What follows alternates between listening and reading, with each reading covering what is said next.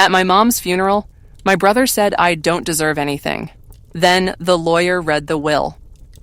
Hi everyone. Before we get into today's video, I need your help.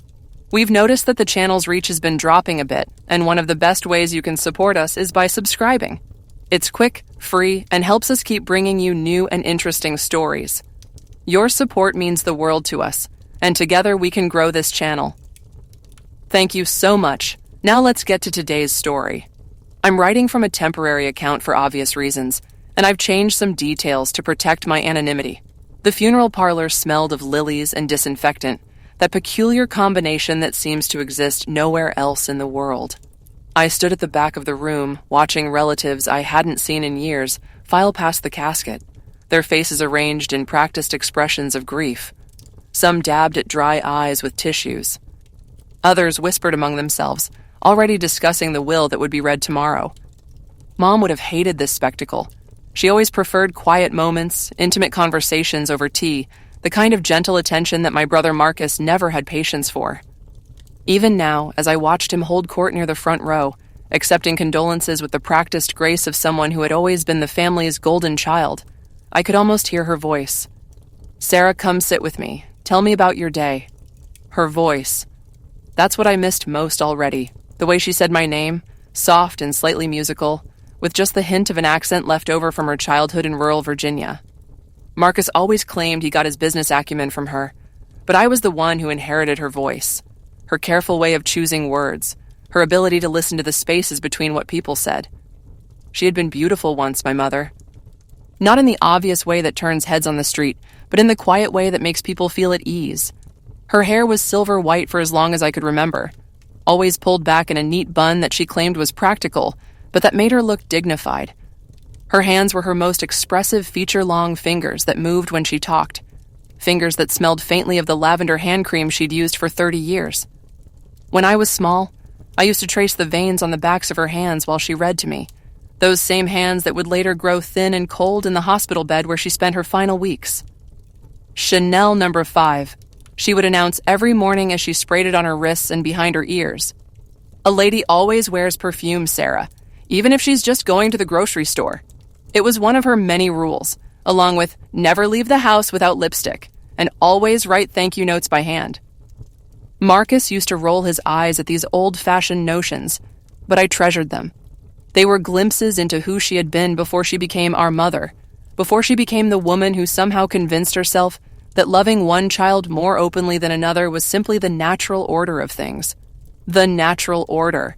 That's how she explained it when I finally confronted her about it, the summer before my senior year of high school.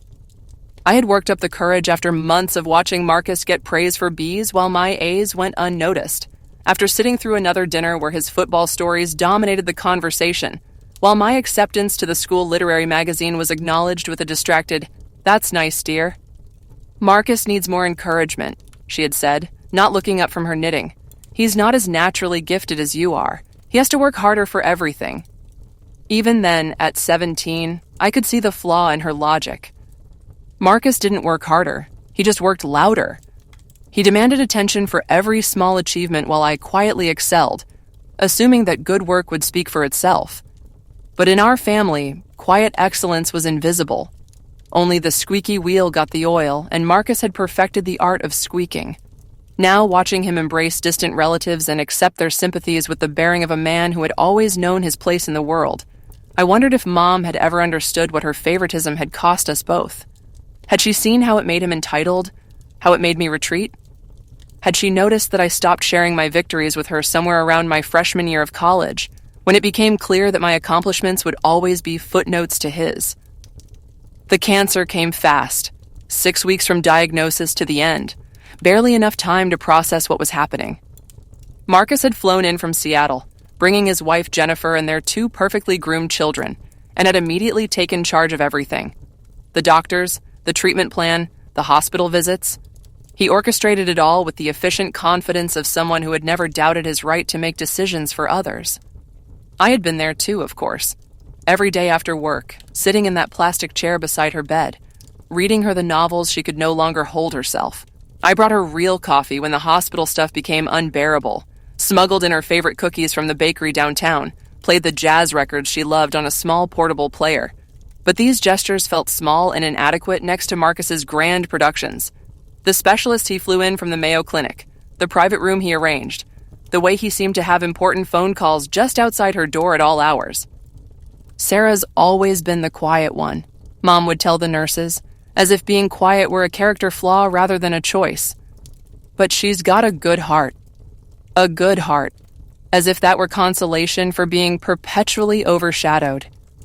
The last conversation we had alone was 3 days before she died. Marcus had gone back to his hotel to shower and change, and for once, the room was peaceful. Mom was lucid that day, more alert than she'd been in weeks.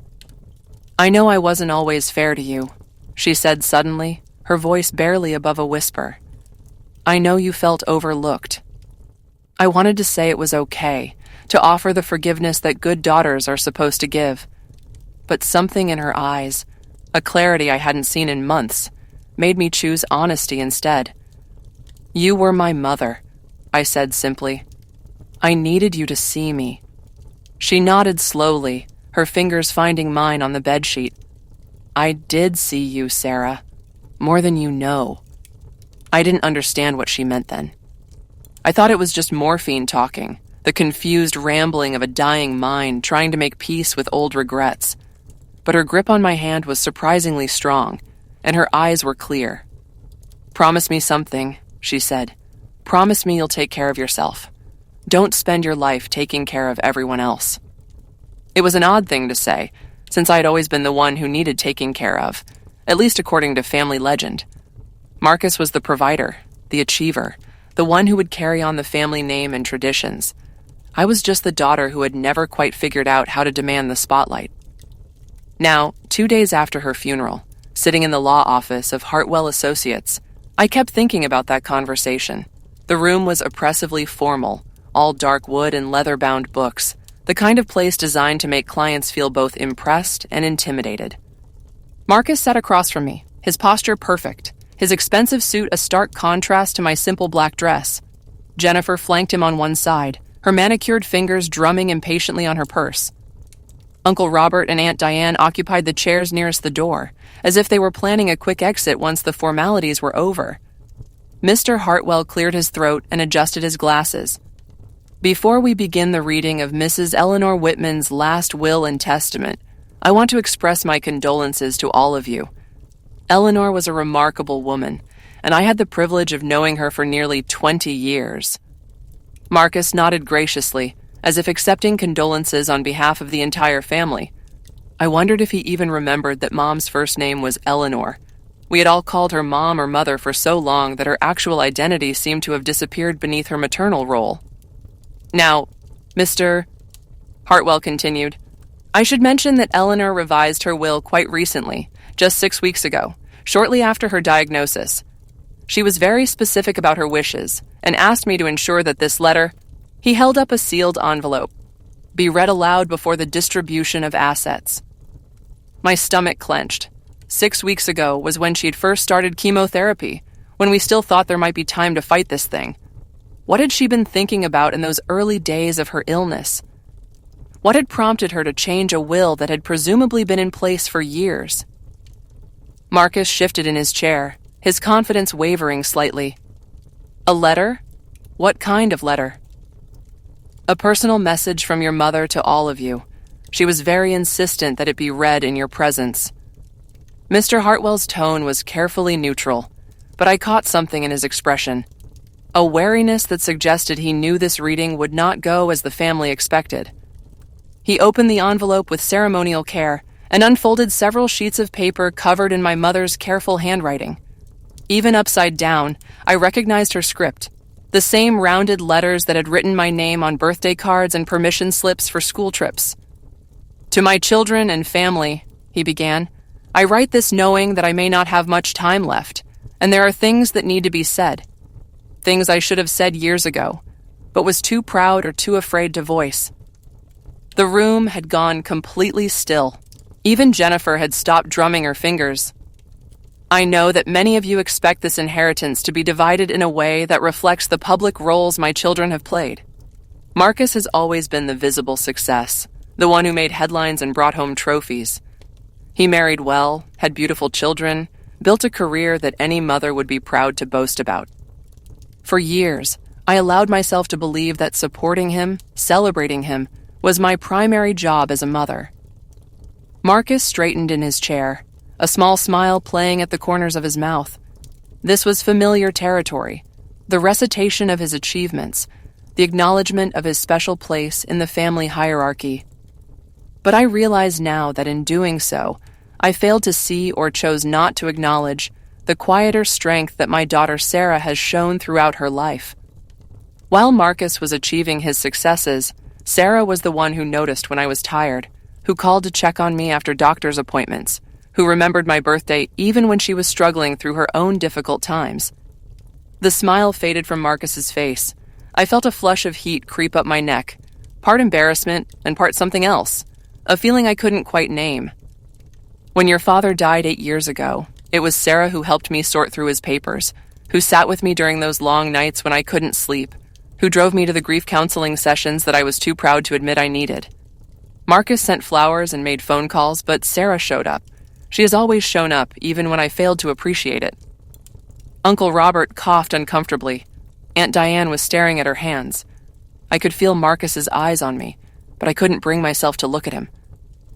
During my illness, this pattern continued. Marcus arranged for the best doctors and the finest care, and I am grateful for that. But it was Sarah who was there in the small hours of the morning when I was afraid. Sarah who helped me to the bathroom when I was too weak to walk alone.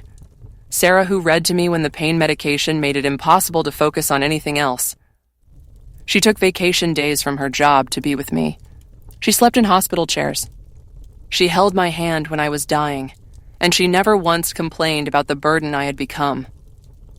My eyes were burning now, and I pressed my lips together to keep from making any sound. I had never thought of those weeks as anything special, just what needed to be done. Just love in action, the kind that doesn't announce itself or demand recognition.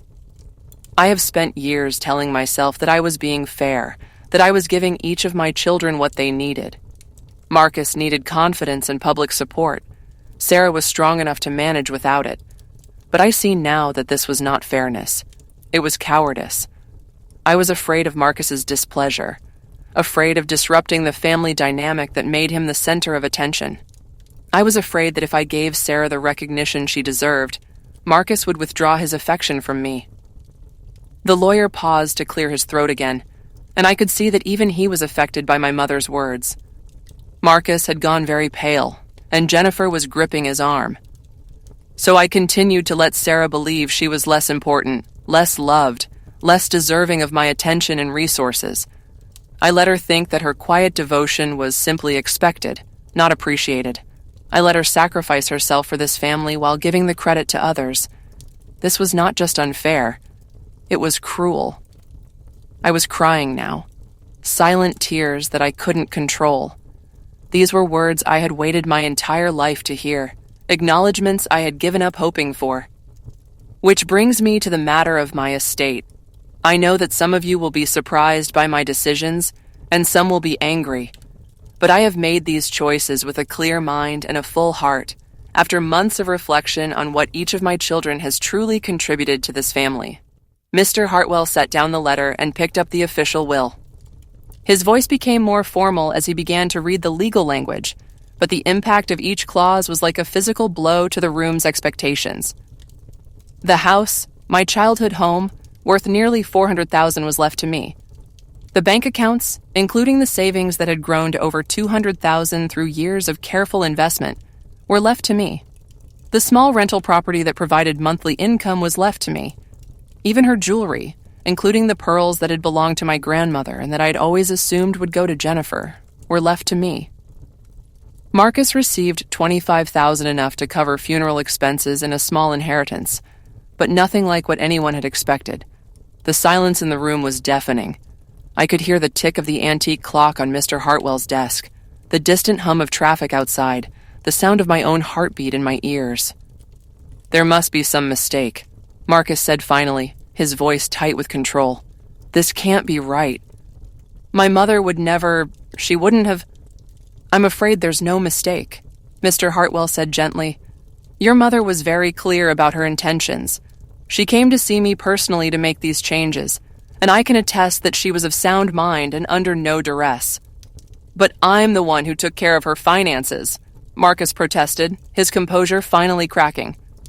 I'm the one with the MBA, the one who understands investments and property management. Sarah doesn't know anything about Marcus. My voice was steadier than I expected it to be. Stop. He turned to me with the same expression he'd worn when we were children, and I had dared to contradict him. But I wasn't a child anymore, and something in my mother's letter had unlocked a strength I hadn't known I possessed. She made her choice, I said, just like she made choices all our lives. The difference is, this time she chose me. Jennifer spoke up for the first time, her voice sharp with indignation. This is ridiculous. Sarah, you know this isn't what Eleanor really wanted. She was on medication, she wasn't thinking clearly. She was thinking more clearly than she had in years, I interrupted.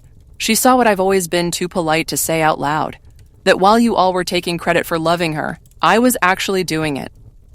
Uncle Robert cleared his throat.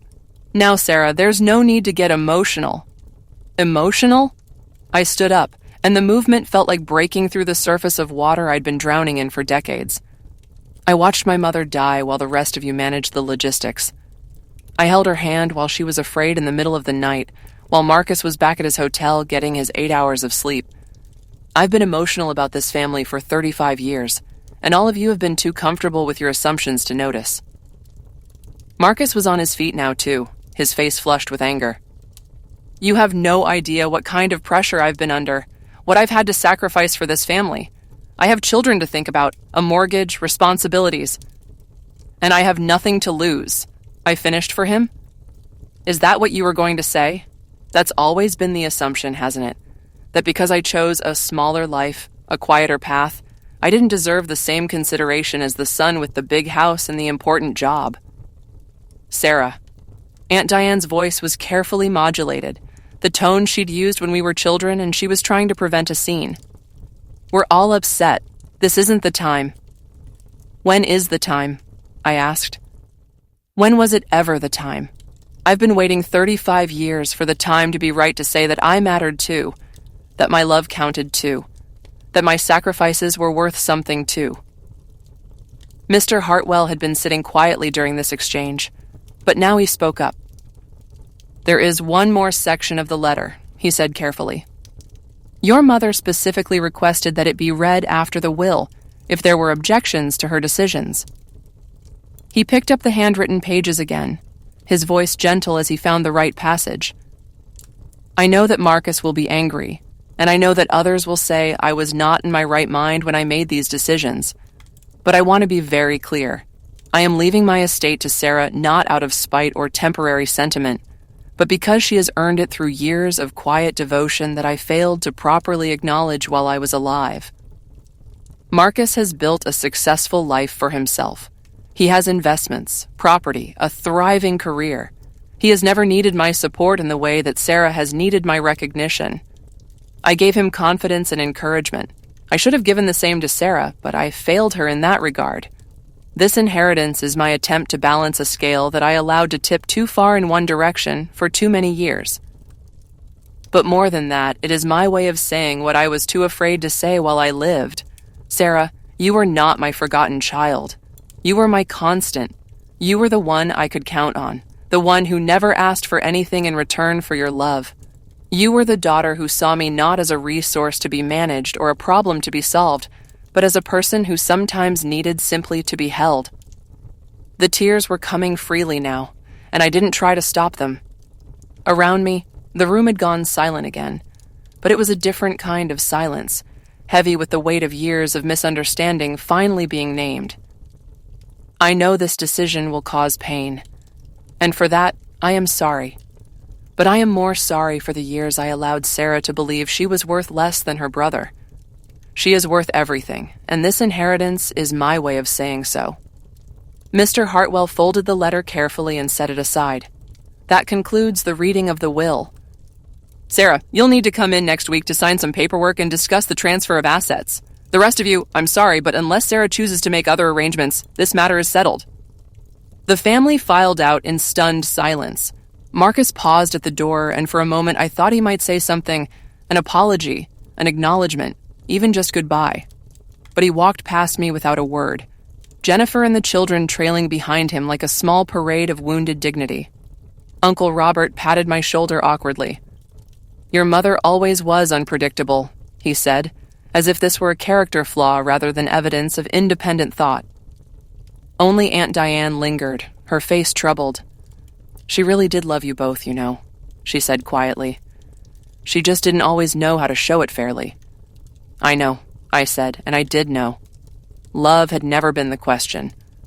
The question had been whether that love would ever be acknowledged, whether it would ever be allowed to count for something in the family's informal accounting of worth and contribution. That night, I drove to the house that was now mine, the house where I had grown up feeling like a guest in my own life. I walked through the rooms slowly, seeing them with new eyes. The living room where Marcus had displayed his trophies and awards, where my achievements had been relegated to a single shelf in the corner. The kitchen where Mom had cooked his favorite meals while I learned to make do with whatever was left. The den where he had held court with his friends while I read books alone in my room. But I also saw other things now. The kitchen table where Mom and I had worked on crossword puzzles together every Sunday morning. The garden where she had taught me to plant bulbs and tend roses. The window seat in her bedroom where we had watched old movies together on rainy afternoons, sharing a bowl of popcorn and commenting on the fashions. These quieter memories had always seemed less important than Marcus's louder ones, but maybe that was because no one had been keeping score the way I thought they were. Maybe the love that mattered most was the kind that didn't need an audience.